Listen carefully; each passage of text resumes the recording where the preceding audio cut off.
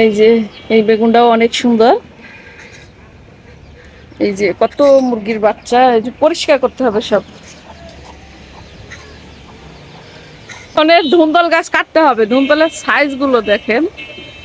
মানে এখন আর এই ধুন্দল থেকে আমরা বেশি ধুন্দল আশা করব না, এখন কেটে ফেলবো গাছগুলো, সব কেটে ফেলবো। মায়া লাগে কিসের জন্য আল্লাহ।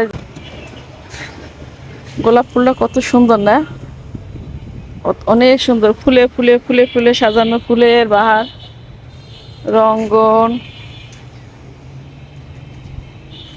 ভিডিও করতে ইচ্ছে করে না কয়দিন ধরে। এই যে হাসনা হেলা ফুলের ঘ্রাণ, রাত্রে যদি আসা যায়, উড়ে ঘ্রাণ। আর এই যে বিচিগুলো মানে পেকে পেকে যাচ্ছে, এগুলো কাটবো কয়েকদিন পরে। এই মরিচ গাছের মরিচ সব তুলে নিছে, মনে হচ্ছে একটা কচু বাগান। আচ্ছা, ভেন্ডি ফুল এত সুন্দর লাগে কেন? আমি বড় একটা মরিচ গাছ অন্য একটা বালতির থেকে বেগুন গাছের ভিতরে এমনি হয়েছিল, সেটা ট্রান্সফার করে এখানে লাগাইছি। এই যে ফুলও ধরে গেছে। অবশ্য ফুল যখন ধরবে তখন নাড়াতে হয় না গাছ।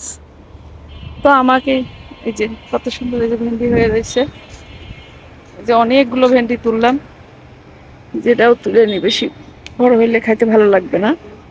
কত সুন্দর বেগুন হয়ে হয়ে রয়েছে দেখেন। এই যে এই বেগুনগুলো এত সুন্দর কালার।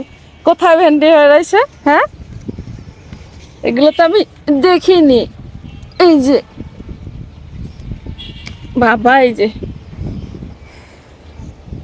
সিম গাছগুলো পোকায় খাওয়ার কি দরকার, যে বৃষ্টিতে আসা হয় না।